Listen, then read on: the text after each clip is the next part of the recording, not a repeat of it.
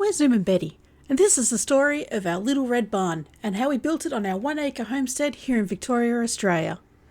On our channel, you'll find videos showing our journey from starting our garden on a balcony in a beachside suburb of Melbourne, through to our move to the country and our first years turning this place into our dream homestead. Like any good story, it starts out with a dream.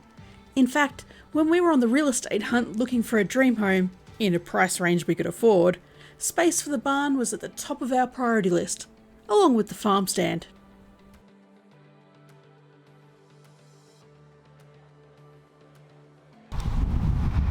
This is it! Sold! To the highest bidder! Which is us. Which is us! Very excited. Once we'd moved to the property, we searched high and low for a company to supply and install the barn, and we settled on a local mob from the next town over, and they helped me design the barn to meet our needs, select the colours, and had agreed that they would definitely be doing the build as part of supplying the materials as well. They did not do the build. They waited until after the materials had arrived, and then the part of the contract that had been paid for already was fulfilled, to tell me that they'd lost their builder and that they were not going to do the works and that we were left on our own. To say that we were shattered would be an understatement, so we were stuck with the materials and no one to build it for us.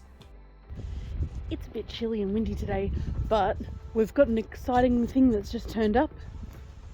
So come over here and we'll check it out. To me, it doesn't look like enough material, but I've never built a shed like this before, so what do I know?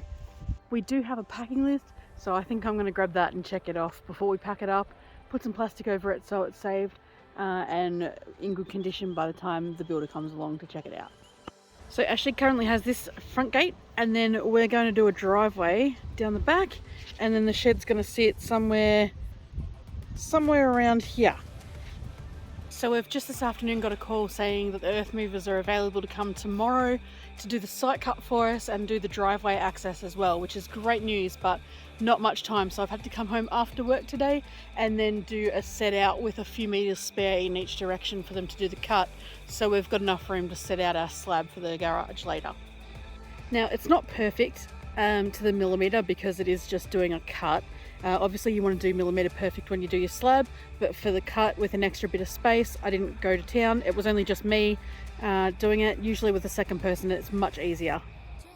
I've gone parallel off this back fence here, but that fence isn't actually parallel with our block, so you might notice that it's not really on a straight angle that you think it would be as it cruises along there, so it's not parallel with the other side of the block. So I'm gonna go straight off this back fence for now, but when the builder's here for the shed we might reconsider our alignment just a little bit, so that extra space will come in pretty handy for that. Around April 2023 we got the site cut done, and Betty's stepdad is an earth mover and is a legend for helping us out greatly with this whole project, but especially during this part.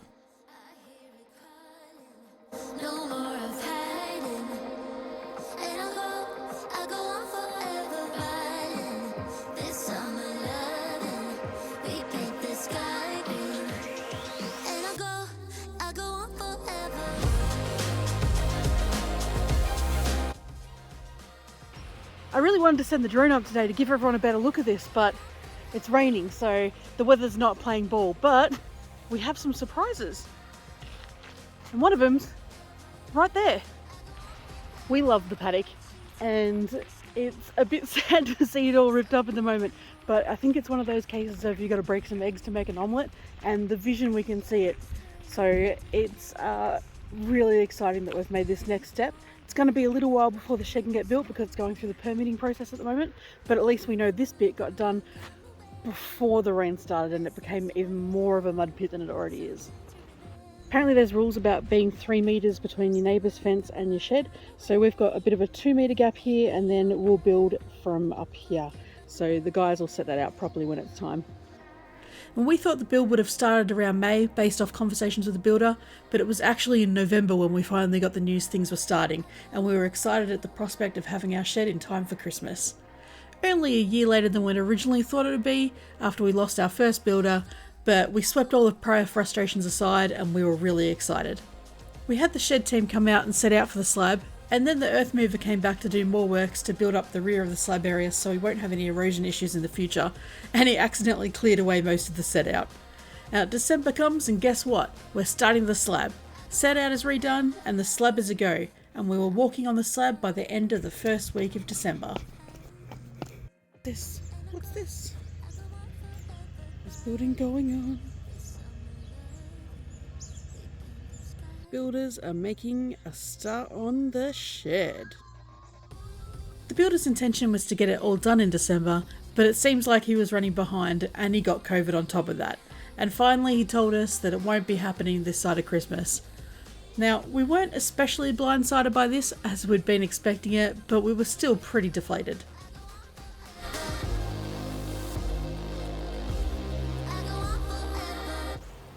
Day one of the shed build is done and dusted. The guys have just left to go home for the day, and I'm not going to film during the day and film them doing their works because it's just a bit awkward for them and I don't want to make their life uncomfortable while they're working. So we'll do daily updates at the end of the day and we'll see what they've been up to. First cab off the rank today is this area behind me where everything's been stored for sort of the last year. So the boys came this morning, they bought their Mantu and they picked it up and took it all down the back to where the build site is. So it would have been nice to have it down there in the initial times, but the delivery driver who brought the stuff in the first place came on a semi-trailer and he just couldn't get it in. There was no way, so he was just going to drop it up here at the start, which is kind of good and kind of bad. Good in the way that it was out of the, sorry about traffic, good in the way that it was out of the work zone for when we had earthworks going on and stuff like that. It wasn't in the way, but bad in the way that it's really stopped any further works going on up in this area of our block. The boys enthusiastically told me this morning that there was no snakes under there. I've been a little bit worried that there would be snakes under there for quite some time. They said they found a big blue tongue lizard, but no snakes, so good. It's so windy and so bright, so apologies if this is a bit loud, but I might have to voice over it later on. We'll see what happens. The second thing is that I actually got to borrow a neighbour's lawnmower yesterday, day before, and give it a run around this area here, which is, I'm so thankful we got that done because the boys have actually had to use this area as a zone to dump materials, and we've also had the tank delivered today, which is pretty exciting. So the quick of it is today they've done their set outs, they've put their brackets down for the main posts that are coming up, they've basically built the back wall and sheeted the back wall. I would say they've about 90% finished that back wall, so I'm assuming that once they've done that they're going to stand that up in place. Hopefully, we'll see. I'd say that might be a tomorrow job. Judging on how it goes. I'm used to builds, so I'm a construction site manager, so I'm used to builds, but I've never actually done a shed before, so this is all kind of new to me. The boys have brought 2 EWPs, so elevated work platforms, which I'm really thankful to see. It means they're not going to be doing stupid things off ladders to try to get heights, so much safer. So yeah, that's the day one of construction site day done. We've obviously had the prior slab works that we've had going on, but today's the day that things are starting to be built and I'm so excited to see it. We, if you've seen our backstory, which I think people who've watching this channel for a while would have known, we bought the materials over a year ago and they've sat there for ages because our original builder, who we sourced the materials from, just fell through and they were meant to originally supply and install, and after they supplied they pulled the pin on installing, so that was fantastic, and a local bloke here has been able to jump in and save the day. Taken him heaps longer to get here than originally planned, but we're just thankful to have him here. We're thankful to have anyone. It's really hard to get trades up in this area, so although it might have been a bit of a frustrating wait for us, we're just very thankful to get to this point. And I can't wait to see how they go over the next week or so. The builder told me it'll probably take them about 10 working days, so about 2 weeks to knock it over, so we'll see how they go. Tomorrow we're expecting the window delivery to arrive, so we've got a sliding door and then a window for up the top mezzanine level. So not too many windows in this one. We sourced them from a mob in Melbourne, so they're meant to be coming up and delivering that tomorrow, so hopefully that comes through as planned and all will be well with the world.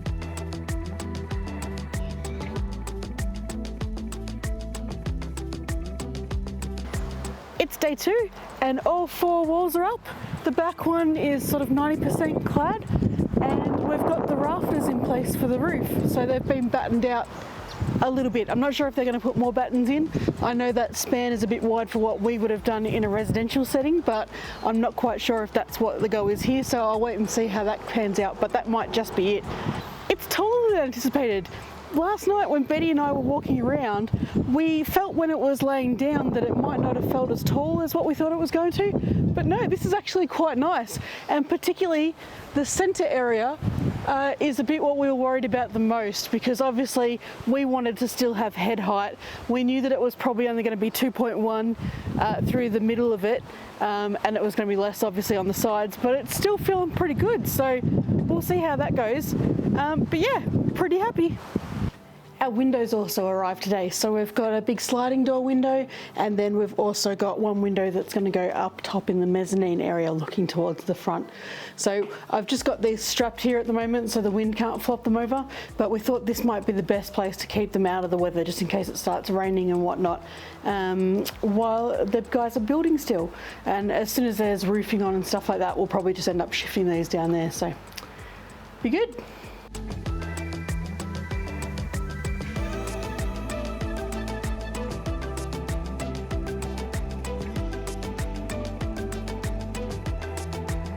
Going to do the post-working hours check-in for day 3. So today the boys weren't here in the morning.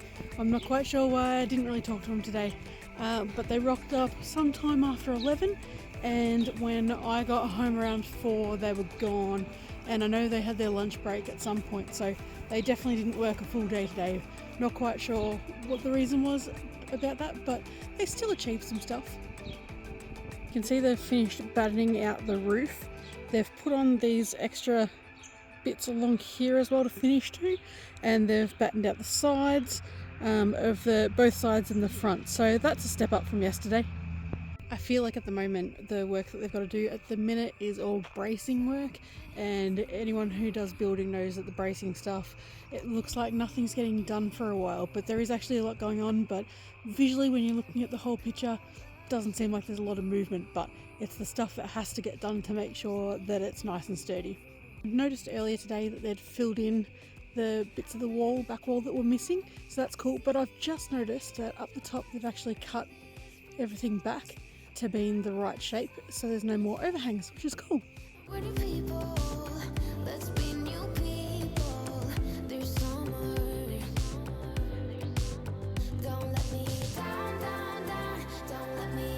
Day 4 of the shed, and you can see today that there's been a lot achieved. So as you can see, there's siding up on 3 and a bit sides now. They've started making room for the roller door to go in over here. So we've got 2 roller doors. The one on the left hand side is actually taller than the one in the middle, which might look a little odd, but we wanted one that we could really raise up so I could drive my ute in with my racks and everything. And we would have made the one in the middle the same, except we have the mezzanine, and if we went up too high on that, then the roller couldn't go up where the mezzanine height was, and we'd have to lift the mezzanine, and we want the mezzanine to be comfortable to stand in, so we didn't want to lose that head height. So that's the reason that the middle one is a little bit lower than the one on the left. And then on the right hand side is where we're going to have double glass sliding doors, so they're still up at the house, but I have noticed that the boys have brought down the windows that are going to go up on the mezzanine area at the top there, so not sure when they're going to pop them in, but they've brought them down, so maybe it's a tomorrow job, who knows.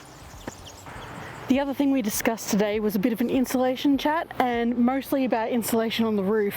So the boys had asked if I had any insulation blanket that goes under the roof above the beams, but below the metal sheets on the roof, and I haven't purchased any yet, but they offered to get that done and put that on for me, so that's a dream, because it saves a lot of rectification works later on. We're definitely still planning to put insulation in the walls and ceiling spaces and whatnot, but this will just increase that dramatically, so that's a really good tick. They also talked about the vermin proofing. We ordered some that came from the supplier of the materials, but They didn't send us very good stuff. The builder reckons that it's a bit crap and that he reckons he can do a much better job with getting some flashings made up. So that's what we're going to do there as well. So some big ticks in planning and some big ticks in actually physically making things happen today. So it's pretty exciting. I don't know if we've talked about what's happening out the back here too much, but you can see that there's a lot of rock here, and I think we should have talked about that at the earthwork stage, but if we didn't, that's basically to shore up the side of the slab area here, so when it rains and things, it can't just wash it all the way and make the substrate unsafe and not sturdy anymore. So that's what this is all here for. We've come a bit wider on the flat light bluestone stuff around here because this is the area where our water tank's going to go. The intention at the moment is that we're going to get some concreting done, but that could fall through, so I'm not 100% certain at the moment that's the way we're going to swing, but that's the original intention. And then we're going to end up with the water tank here, the pump, eventually we'll have a little hot water service here as well, which we might not have off the bat, but eventually we will, because we want to have hot water going inside.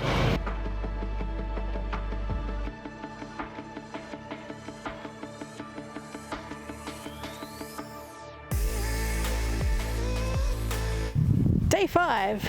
It's a super hot day today, but the boys have been here and they worked through the whole day. Apart from having a lunch break and morning tea and stuff, they worked right on through, so really stoked with that today.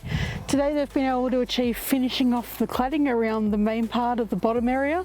The top side parts that have to be done after the roof, so the water comes down the right way, so that's fine, but they've completed all the bottom. They've put the corner pieces on, which is the classic cream Colorbond colour, to match in with the Manor Red Colorbond colour we've used elsewise. They have also installed our window up the top here, and down that area we've got a glass sliding door which has both gone in as well. Over these sides we've got the roller doors, as I mentioned yesterday, and they've put the top flashings in. The side flashings haven't gone on yet, but that's cool. I'm sure that's a tomorrow job, but tomorrow they're also starting the roof. So the boys have organised the blanket today. I thought I'd have to go get that, but it's just appeared on site, so they must have done it themselves, which is rad. And yeah, very excited to get a roof on.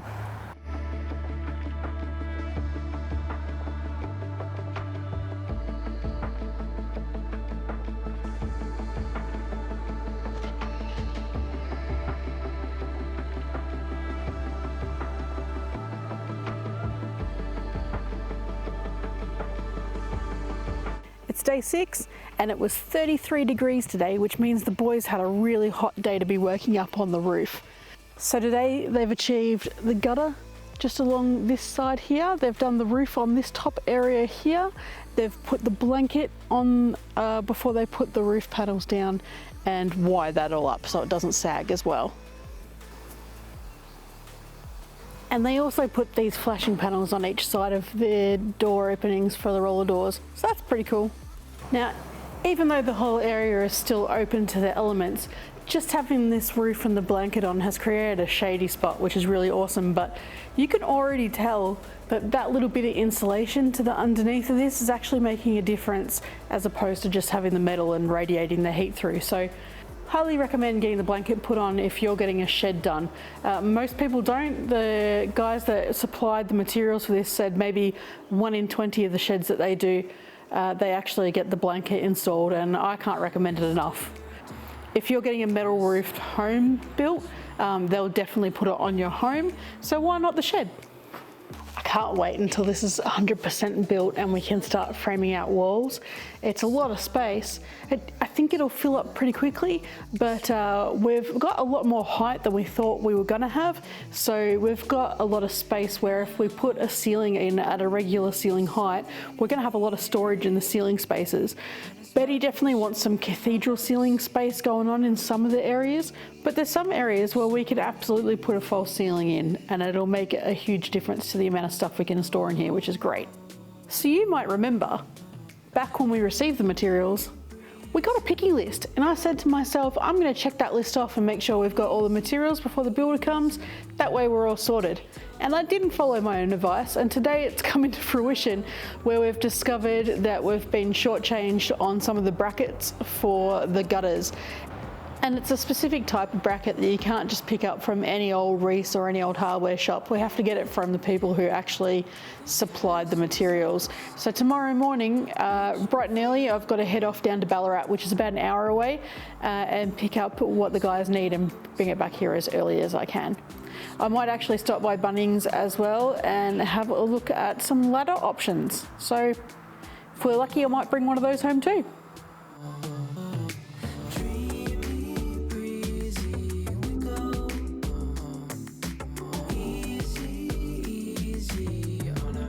Today is day 7 of the build and it's been raining off and on pretty much all day. It was meant to be a 28-degree day today. In fact, my weather app still says that, but it's actually about 18 degrees right now, which is crazy. So with the rain being off and on, I was a bit worried about how they go with the roof today, but they've done really well. And they've actually managed to complete this right-hand side of the roof, which is pretty great. They've managed to do a lot of the flashing along the sides here. They've done the gutter on that side of the build now, and they've also put the side sheeting pieces on the high mezzanine second level there. So they've actually achieved a lot considering how bad the weather was for them today. So good job, guys.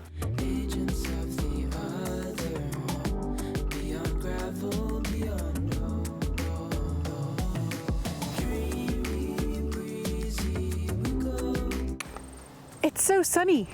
Welcome to day 8 of the shed build. The guys have had the last 4 days off, so it was a long weekend because we had a stray day on the Friday. I'm gonna just put my hand in front of the sun so I can actually see what's going on. Friday it was a public holiday, and then on Monday they had a day out at another site pouring a slab. So it's been 4 days since the guys have been here, but man, it's looking good. So the sides and the roof are all completed now, which is amazing. It's actually a full thing, which is really cool. They've also put up some of the brackets for the roller doors to go on, and they've just put into place the beams for the mezzanine front half. They haven't set them up properly yet, but they've got them up there. So I imagine tomorrow they're gonna start cracking on with that mezzanine.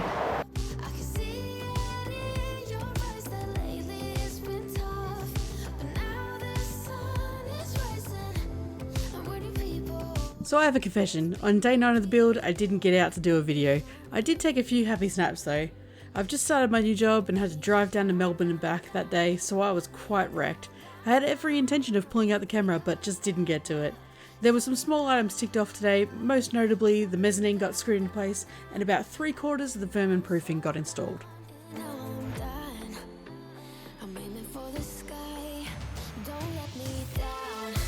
Hey, you want to see something?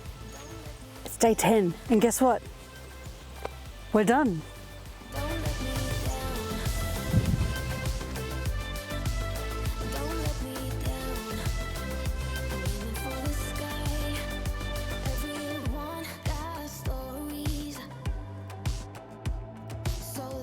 Okay, we're like 99% done, but I'm calling it done. The only thing left for the builder to do is these side flashings on this one garage door, because when they came in they were the wrong colour, which I've seen so many times in my building journey. The ease in which flashings can come in the wrong colour is just, it's a lot. So let's put that aside and just be excited that we're finally there. It's just a big tick in the dream stakes. So the big build was basically the shell. We got the slab down and the shed build. But part 2 of it is gonna be the fit out of the internals. I'm not sure how much of that we're gonna share because we just probably aren't gonna plan sharing with the world the things that go on in here. A lot of it's just gonna be storage and things like that. I'm gonna have a bit of a workshop.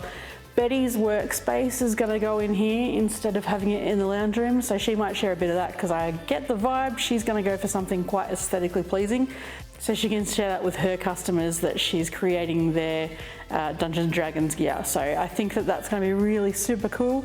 But for now it's just a big shell, but this is the big tick. We're calling it done.